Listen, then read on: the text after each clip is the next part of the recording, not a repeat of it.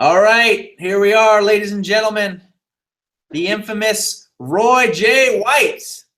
Ladies and gentlemen, Roy J. White, as you guys may or may not know, is one of the best barbers in all of the land, and he's also one of the best salespeople that I've ever met in my entire life. So if you're looking for someone to come out to your school or your salon that you have that or schools that you maybe want to bring them in, if you're a rep that's kind of wants to bring in a heavy hitter and you can set up a good class and you're looking to make a bunch of money, Roy J. White's the kind of guy that can make that happen for you. So Roy J., thank you very much for taking a little bit of time out of your day, and thank you for coming. No problem, man. Glad to be here. All right, Roy J. So let me tell you, first question. Why don't you give the audience a little bit more information about yourself? How long have you been in the business? A little autobiography about yourself, some of your successes, and some of the things you love about educating. All right. Well, to start out, I've been a licensed barber for 13 years now. I am a fourth generation barber, so that was a major choice and decision for what I wanted to do in my career.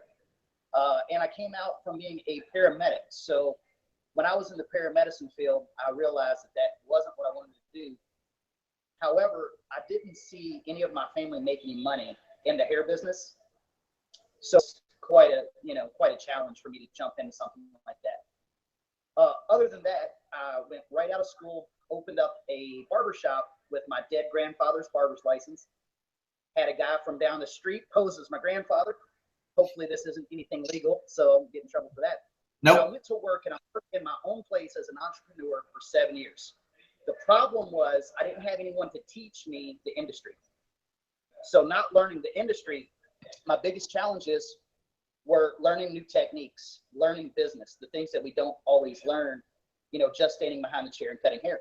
So I met a mentor and he took me in and he put a lot of money behind me because he saw a skill set. Taught me how to speak, how to present, how to sell. And after that, I was on stages and doing education. And once I found out I never wanted to be an educator, or I never asked to be an educator, I guess I should say. Once I got into educating, I realized I was helping people. And that was great. We were giving them a product that they needed. And then I was creating a desire for one. So I've always loved being in front of people and performing. So for me, man, that was the best thing about the industry. I get to cut hair daily and I get to travel the world. Tori Hans about education, helping others. Love it. Love it. So tell us, how long have you been doing classes with Hanzo? I started with Hanzo unofficially in May of 2016. So I had a local rep come in. He saw me cut a head of hair. I had just purchased a professional set of shears, spent a lot of money, and realized that I was shopping with someone that wasn't offering me nearly as much as Hanzo would. So he asked me after he saw me cut a head of hair if I would like to be an educator. And I'd had a broken, road with the product company that I worked before. And I didn't like that you could only go to certain places with education. So what I loved about Hanzo is Hanzo could educate with anyone because they're not a competing brand with product. So once I heard that, he asked if I could help him out. And John Mosley was set to do a nice class in Louisville, and he got stuck in Houston, Texas. When he got stuck in Houston, Texas, Topher Kiernick said, Jay, would you please just help me out here? I could do the class, but I would love for you to help me. I had never touched a Hanzo product at that point. So I showed up for class. I said, anything that you want me to demonstrate, hand it to me and tell me what it is. So they handed me a shear. It was a 7.5 Talon. Needless to say, I was buying that shear at the end of the class because once I cut with it, I realized the precision was great. The balance was excellent. And then knowing all the other things that came behind. However, we had a very successful run, and I did 6 classes off the record. And then finally, I was in a class. It was my 6th class, and I said, maybe I should call the boss, and I should maybe see if I could get a gig with you guys. That was how I came on to the company. No, man, that was great. All right, so during the time that you've been with us and you've experienced good classes and you've experienced classes that are probably poorly executed. What do you feel the main components are that created an environment of an unsuccessful class or a poorly executed class? Number one, lack of preparation. Lack of preparation. Now that can be a very wide range, but the lack of preparation that the rep put into setting the class, following up on the classes with the salon owners, and then creating a very large gap. When we check out of a hotel at 11 o'clock in the morning because we have a day set for classes, we had one class at 9 a.m. and the next class wasn't until 7 p.m. So I had to then get a rental car and spend the rest of my day in a rental car because we couldn't go cold call because she had other obligations. So I was by myself in a car for about 5-6 hours until the next class. So that really stuck. That wasn't good. But when we got to the next class at 7 p.m., she hadn't followed up. And when she did not follow up with that second class, that class was canceled. So I entire day, for lack of preparation. And that's all we can say. It was lack of preparation and follow-up. Yeah, I think that's a recurring theme. I mean, if you're not prepared, if you haven't reached out to the educator, if you haven't checked in with the salon or school multiple times, figured out what they want in class, how can you give them what they want if you don't know what you're supposed to give them? Yeah, unorganized. We should have all that stuff in order going into that day. So some of the things that you could have did was follow up. If you're going to set a class, we had a month on the books for her to set the classes up. How we only got 2 classes, okay, we got 2 classes. But during that month's time, every week, I believe she could have followed up, or the rep could have followed up week to week to just send a check-in email. Hey guys, we're excited to be here. I'm just wanting to get a count. Once we're a week out, we're going to start to plan travel. Once the company plans travel, that's locked in. So then we're already paying money for the classes to be held. So at that time, a week before the class, we should have some pretty exact numbers or RSVPs on what the class is going to look like. Yep, perfect. All right, so in a class, what do you feel are the main responsibilities of a sales rep in a class setting? For the sales rep? Yep. Or for the sales rep? For the sales rep, to prepare for a sales rep, one of the things is rehearse and prepare and do your homework. Know your audience. People say this in presentation skills all the time. Knowing your audience and knowing what you're walking into. This is a very high-end salon. No slips with ass or shit or anything like that. So, keep your language very, very, very professional. You can slip in humor with a couple minor words, but know your audience to know what you're walking into. If it's an ultra-professional salon, make sure you let your artists know so they know how to dress for the occasion. Because we can go in relaxed in a black t-shirt and black jeans, but if I'm going into a very high-end salon, I want to church it up a bit. I want to put a sport coat on over top of that and look the part. So right. Love that. Yeah, the preparation of knowing the audience to let the artist know what they're walking into. The artist should also do that type of preparation, but rehearsing and knowing your scripts, intros and outros, and always have a code word if something goes wrong. That's very important. Okay, I like that. There you go. Red Rover, Red Rover. Yeah. If the penguins start to fly, I need to know. All right, so without naming any names, okay, I want you to, if you can think of one, tell me a story about a class that you did with a rep that wasn't prepared for the class and how it affected the overall result of the class. Okay, well, actually, I'm going to go to our very first class we did together. Because we were friends prior to working together, when you're friends with someone and you haven't worked with them, even though they may have seen you work, Red had set in on a lot of classes, but he hadn't had control of the class. When he had control of the class, there was some lack of preparation. He felt like, well, Jay knows what he's doing. I know what I'm doing. Then we got in there and it looked like we weren't executing things because, we were shooting from the hip. You can't shoot from the hip and expect good results. Have a script for an intro. Know how to engage that person. My job is to validate the rep. I need to create a desire for a purchase, and most people purchase on want before need. We're selling a product that they need. So what do I do to make them want? Well, I have to have the rep create the same type of relationship going in that these guys want the artist to come in and give them education. And they know we're going to sell shoes at the end. So it's that simple. Having that time to speak with the rep so that the rep and artist is on the same page. Now, people say they need to speak and communicate. What does that look like? Well, first off, how many people are attending the class? What type of class environment are we going to have? Is it evening? Is it early? Because teaching a group of guys at 9 a.m. or teaching them at 7 p.m., that can, control two different animals right there, right? Some people are you bringing coffee or you bringing beer? Work all day? Right. So knowing things like that way you know how to get in and out of the class. Yeah, that's great, man. You kind of answered it, but like, what do you think the main responsibilities of the artist are in the class? And I know you just hit on it a little bit, but just drive that point home a little bit. Yeah, I want to reiterate on that because it's very important. My job, the rep, I need to validate what the rep has already sold the company on. So if we walk into a new account, and the way that we could get sales is by offering them a class. There has to be a relationship built from the rep, and I have to come in and validate how hard that guy works as a concierge for our company. Because that's the thing that sets us apart, being here at Torrey Hanzo. Field that is going to take care of the sharpening responsibilities, any type of shear emergency.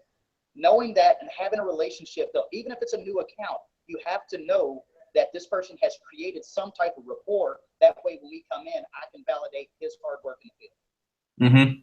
Perfect. You do that really well. I need to create it. Most of our reps aren't artists, so for us to go in, I may be able to give some key points on how to sell a VT1 or how to sell a 7-inch shear compared to a 5-inch shear. So, I create the desire. That's my job. Right. Yep. That's good. All right. So you've done a ton of classes. You've done classes with people that have, done classes before. You've done classes with people that maybe have never done classes. So for people that are just starting out, if you've done classes with newbies before, what do you find for a new person are their main challenges? And what are some things that for a new rep that hasn't done a class, what are some things that they should work on before the class? Be comfortable in your skin. So when I say that, if you're not used to speaking in front of people, rehearse your intro, rehearse your close. Things that when you're going to get into the classroom setting, it's going to be different. Most people will not realize in their first setting that it is very hard to manage 20 people, let's say 15 people that want to buy. Because how long does it take for an average person to close a sale if you're using a tablet and that's what you're used to using in the field? Utilize the paperwork. It's much faster. So things that can help that new artist is there's a different way to sell in a class environment. It's no different than when I was in the paramedicine field. This is a good analogy. If you have a trauma victim, you're working on one traumatic victim. But if you have a mass trauma casualty, how do you work on that many people that's in need? It's very difficult. So in a classroom setting, it can get out of control very fast, and you can lose half the crowd. And those are people that wanted to buy. So how do you make sure that if the rep or if the artist want to take pictures with the artist, how can you control the environment? Controlling the environment and the close is the key to what we did. If not, we just wasted 2 hours or an hour in a presentation, because we need to be able to gear the people into a buying system. Once they get to the buying system, how do we take and spend the time without being wormholed, as Justin Thomas would say? Great word. Don't get wormholed. Answer questions. Let the artist do that, or say, I'm going to work with them, then I'll answer your next question. But if you can go ahead and start filling out your paperwork, then I'm going to get to you next. Things that let you know that you're giving attention and that you're also working toward that without rushing the person and the questions that they have that's wanting to purchase. Yeah, and it puts you on the same page as the sales rep. It makes you like, it makes them feel like, okay, I really want to talk to Roy J about all these techniques. I better get those shears so that we can move past getting the shears so that I can talk to him. Right. Yeah. Cool, man. So that's the main identity, is you want to be able to do that in a polite manner and not lose a sale for being an asshole. Right. Yeah. So yeah. Oh, that's good, man. After a few classes, you do start to do it, but from a new perspective, managing time is going to be the best thing, and in the close. Cool, man. That's pretty much all I got, unless you got something else you want to add. You pretty much answered all my questions. Anything else you got to add out there, Roy J? Hey, Red! What, bro? Hey, bud! He's over here trying to make me laugh or something while we're doing this, you know. And I'm like, look, man, this is professional, Roy J. Give me professional. This is Stone Cold Roy J. We have successful classes today. I think that's very professional. Two successful. You guys did great, and just so everybody knows, Okay, so go ahead. let me add, because I can add this, and this is something that we did. So we did 2 classes. You know, we had 1 class yesterday, 1 class today. So during those 2 classes, when we got finished with the numbers back at the hotel, it was $8,200 in sales. Mhm. So one of the things that we need the reps to identify with is, what does $8,200 in 2 classes look like? Is that a success? Well, it's not bad. It could be better. However, we had 1 classroom in a school setting, and it was a secondary school. And then we also had 1 salon that I believe had 7 or 8 in attendance. 6 in attendance, excuse me. 1 owned 3 And 1 owned 3 pair of chairs already. However, $8,200 in sales after you eliminate what the rep is going to make, after you eliminate what the class rate for the educator is, and before returns or defaults, that puts us down to about $5,970 for the company. Then you add in travel costs with $292 for the room, $72 for the per diem on food. You know, that leaves us in a grand total of $5,605 before defaults or returns. So Yep. when I look at these numbers, having you need to know what educator you're having in for what type of setting. Are you looking to drive sales at a large group event like the Sport Clips? Roy J. White, Wayne Tuggle, those guys are great for that. But if you're going to bring someone into a very small town that's only going to have 3 or 4 attendees, you don't want to spend the company's money on Oscar Bond to make a relationship with that group. So how we can actually create what I like to call as hardline sales, you know, getting those sales that this is what the return looks like. Just because you did 40,000 in sales, if you get 20,000 in return, you didn't do 40,000 in sales. And I've been in classroom settings like that also. And I don't like those numbers. I like more accurate numbers. So knowing what the cost and what it takes to set these classes up, that was only 2 classes, you know, and when you look at the total expense for that, you know, once again, if we take it $5,605 to $8,200, you know, it costs quite a bit of money to have a class in the first place. So knowing that classes cost the company and the return isn't always as great as they think. Yep. We need to know the numbers so that we can set up better classes and know how to capitalize on sales like that. Yeah, I think you nailed it right on the head. I mean, I think a lot of people just, they look at it like, I'll have a guy come in and we may do some sales, but I'll get some afterwards or whatever. But they don't. You run a business. We run. When you're running a business, you have to look at, just like I look at every single trip that we ever do. I get a breakdown of every expense that went into it, and then we talk to Chris and we figure out, and John, we figure out, how we can adjust. So I think knowing your numbers and knowing what success looks like is so important. And I think the other thing that you kind of hit on, there you go. I think, finding to cut back on those expenses. Yeah, there you go. You're running total. Finding a local rep or a local educator. I think that's something, for us and with you is, you do a lot of local classes with Red. You do, a lot of stuff to where we can keep you and keep the costs down a little bit. So maybe, having the reps really do start to look for someone that they can use all the time. Well, that makes such a good point, because if you are a local rep, you should have a go-to that's in your area that doesn't cost the money a lot of travel expense. By saying that, if you are an artist that would work for a company like Tori Hanzo Shears, you have hair friends in your town. Go visit those people. So go visit those as an artist. You can create. I book 1 weekend a month, just local with Red. I give him 1 weekend a month of my calendar every month. And then I book 2 out of town, with other reps. By doing that, it allows me to travel, but it also gives me a day that I can spend a weekend with my friend, with my local guy, and see what's going on in our local market. And that's how we create new classes, because then you can create hands-on classes, different classes like we actually set up today. We've got one calling in about a hands-on. So by doing this, it costs the company less. Find a local artist to work with as local reps. That's key to success in this. Book once a month. Yeah, I think like last year for Topher Kernick, I mean, you helped that guy a ton. It kind of like it made him really start to see everything. I mean, so you know, you're a legend. You know, you're a staple part of everyone. You should be a staple part of everyone's diet here at Hanzo. So if you aren't getting your Roy J. White, you better call me so that we can get him out there. I'm totally branded. There you go. All right, man. Well, thank you very much for taking some time today. I know you're busy.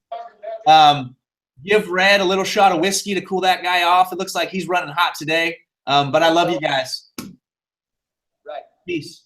All right, guys. Have